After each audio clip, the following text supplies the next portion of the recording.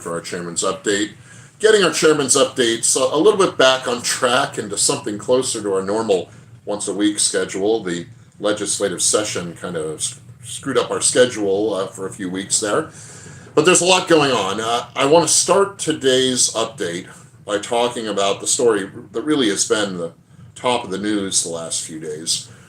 Earlier this week, Joe Kent announced he was stepping down. He was resigning from his position as director of the National Counterterrorism Center. This is a sub-cabinet level position of the federal government.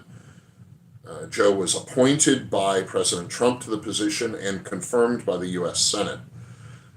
He worked closely with Tulsi Gabbard, who is the National Security Director, Defense Director, and they all worked together with the Hegseth, the Department of War Secretary, and Rubio, the Secretary of State. So Joe Kent's position, was a little bit sub-cabinet level, but he worked with cabinet members of the Trump administration and focusing on matters of national security and counterterrorism. We were all very proud here in Washington that a guy from Washington was appointed to this critical position in the Trump administration. Well, earlier this week, Joe stepped down from that position and wrote a really to President Trump announcing his resignation and pointing out Kent's disagreements with the president on the matter of our military actions going on right now in Iran. Kent made the point that he believes that Iran did not pose an imminent threat of to the nation, the United States, and made several points that a number of people agree with Kent on about our engagement in Iran. Now, you don't have to agree with Joe Kent to respect his position. He's a decorated soldier. He was an elite member of the Special Forces when he was in military service. He has worked for the government in other capacities since then. He's an experienced man. I respect his position on national security issues and America's actions in Iran, but I don't agree with him. I believe that the president is right in what he's doing in Iran. No one wants to see a forever war. No one wants to see another Vietnam. We don't even want to see another Iraq. But I believe the president is acting on the best information available to him, with the best counsel and advice of his trusted advisors, and he is operating in the nation's best interest. But you can still respect Joe Kent's position. What I question about what Kent has done is his tactics, is his measures he's taken. Writing the letter that he wrote to the president was not necessary. And information that Kent has since shared and made public, media interviews he's done, I think are not helpful to national security. But more than anything that one man is doing, and although he's a good man, Joe Kent is one man, I don't want to see this disagreement over policy at the federal level split apart the Washington State Republican Party.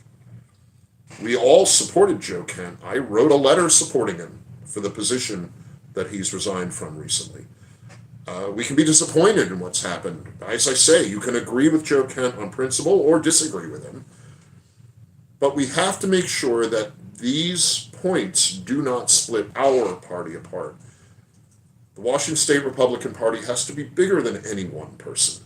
It's bigger than me. It's bigger than you. It's bigger than Joe Kent.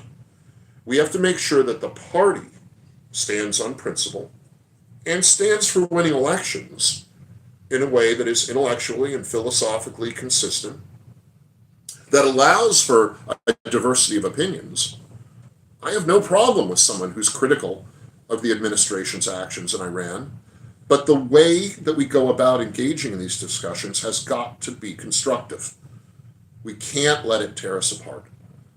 And my commitment to you is that I will do everything I can to dial down the emotions, dial down the frustration and the anxiety about differences of opinions here and welcome reasoned discussion on any policy point. It could be the U.S. government's military action in Iran. It could be local issues here in Washington State. We have plenty of those. We can't let disagreements on policy split our party apart. We have to come together and we have to agree that where we may disagree on one or two points in the law or in policy or in foreign affairs, we agree on 80% or more of our policy beliefs, of our approach to government. And we can't let disagreements like this break apart our party. I won't let it happen. There is so much else going on here. I mean, I'll spend the rest of this update talking about things more local here in Washington State. The current governor, Mr. Ferguson, has not yet signed two of the most controversial bills that were passed in Olympia during the previous session into law yet. He still has time.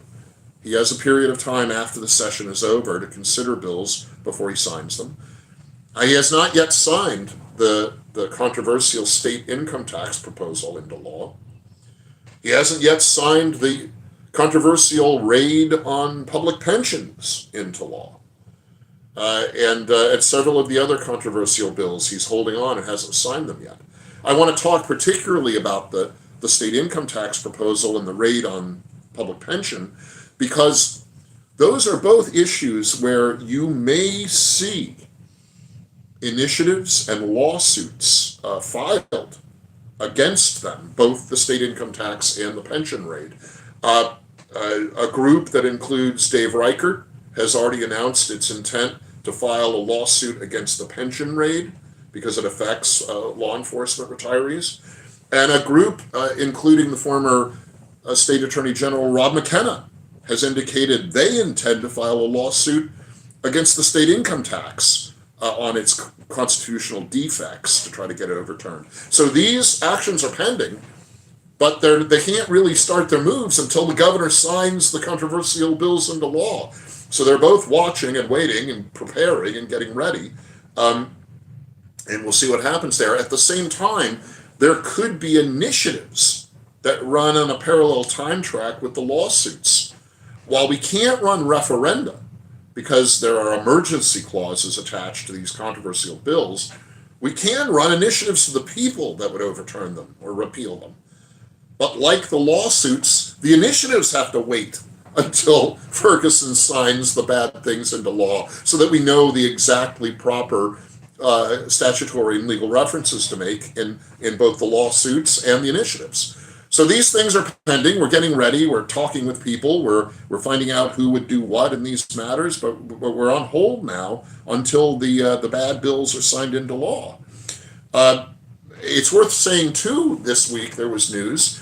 The State Secretary of State, Mr. Steve Hobbs, who, of course, oversees elections in Washington State, gave a really, really embarrassing for him public statement on the SAVE Act, the federal SAVE Act, which is a sort of umbrella election reform bill at the federal level, so it would be nationwide.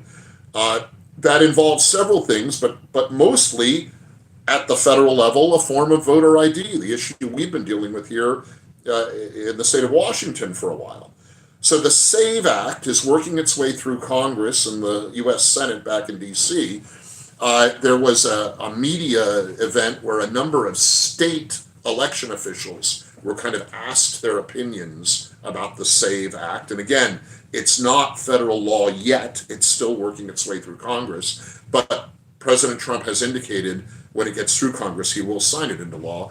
So there was this media avail where a number of state election officials, mostly from Democrat-leaning states, were interviewed, and our Secretary of State Hobbs was one of those. He really kind of embarrassed himself, in my opinion. His comments on the SAVE Act dredged up a bunch of largely debunked, kind of hysterical conspiracy points about how it would suppress the vote. All not true, all disproven. But it does bring into light our efforts here at the state of Washington level to get some clarification in our state election law around voter ID, proof of citizenship. Of course, we've tried to do an initiative that would clarify the law and demand voter ID when people register to vote. Here in Washington, it would be when you register to vote. And we're going to try that again, as I promised, even though we fell short in a previous effort to do that by initiative. We have a new initiative ready to go, and we will be announcing shortly what I hope is a bigger and better and louder and more successful campaign to get the qualifying signatures on the new voter ID initiative. So that's coming up too. So there's a lot going on. We have so much to do to fix what's broken in our beautiful state here in Washington. We have the matter of the state income tax and the pension rate. We have the voter ID issue. And of course, we've got the midterm elections coming up this November. So congressional elections, state legislative elections, it's going to be a very busy year. And I encourage you to look past the disagreements, even the sadness and heartbreak over the Joe Kent resignation. Let's focus on the good that we can do in fixing what's broken in our state and making Washington the best it can be. And there's so much to do. I'll be talking with you more about all of it in the week ahead. But for now, be well and stay strong.